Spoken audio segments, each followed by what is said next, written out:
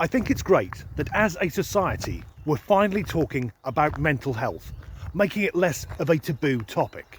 It's just a shame it took a global pandemic to get us here.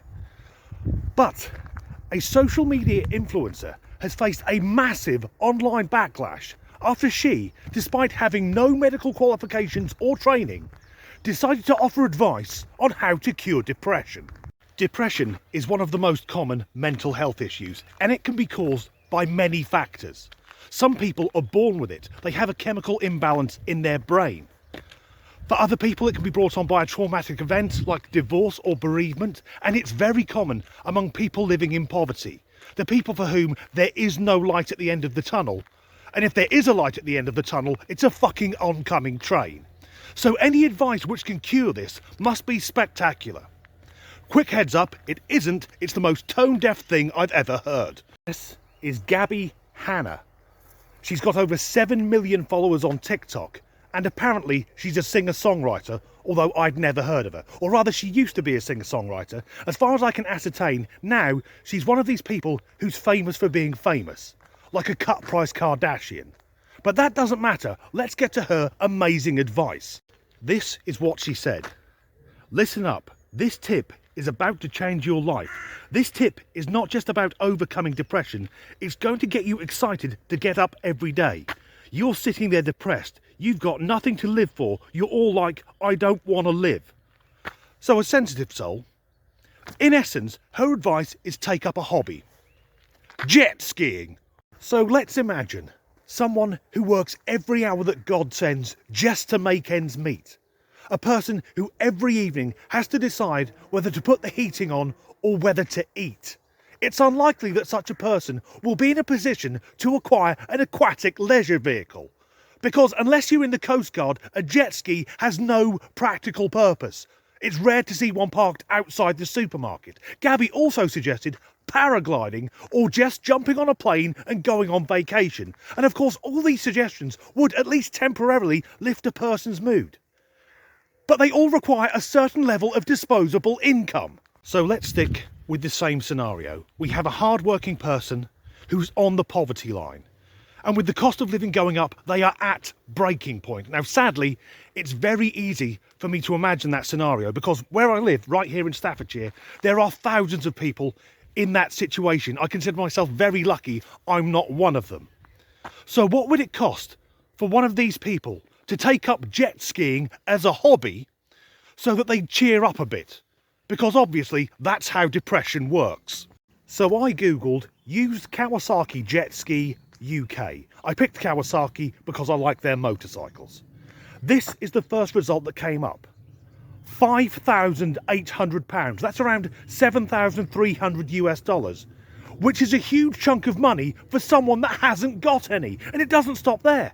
They'd also need a trailer, a tow bar putting on their car, presuming they have a car. They need a wetsuit, fuel, insurance, and the most important thing is where are they meant to fucking use it? So I'm imagining this fictional person living in the same city that I do. And although there are many lakes around Staffordshire, most of them are at places like this. Nature reserves, where you can't go hooning around on a sodding jet ski. The only other major waterway is the canal. And I think it would be frowned upon by people who own narrowboats which travel at around 3 miles an hour to suddenly be confronted by some tit on a quacker tearing past them at 40. So I went back online to find out where is the nearest place from here where you can legally use a jet ski. Sheffield. And if you're from outside the UK, Sheffield is in Yorkshire, which is on the other side of fucking England. So I think it's safe to say that Gabby Hanna is rather out of touch with her audience. Here are a few of the comments on her post. Great, so now I can be sad that I can't afford a hobby. Then, if I work 12 hours a day, the last thing I want to do is take up a hobby. It's about money and accessibility. Then this one. I'd love a hobby, but I've got bills to pay and I work 16 hours a day. And this is the one which Miss Hanna decided to reply to. And she hadn't read the fucking room. She said this. Damn sis, You got time to watch and comment on TikToks, but not to learn an instrument or knit. That's a you choice, my friend. Note that she's gone from jet skiing and holidays to learn to knit, you lower class scum. After that, she was hit by a barrage of entirely justified angry comments.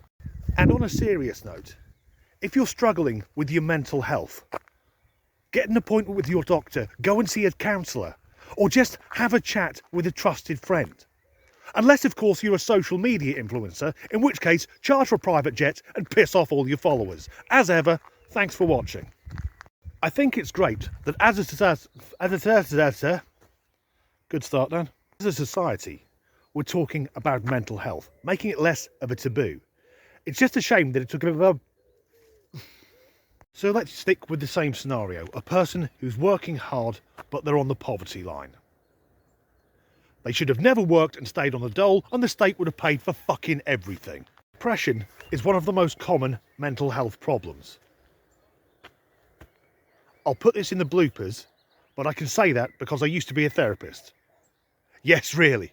Caused by a number of different factors. It can be frustration of not being able to fucking speak properly. What is my hand doing up here? This is Gabby Hannah. No, me neither. I guess the real, well...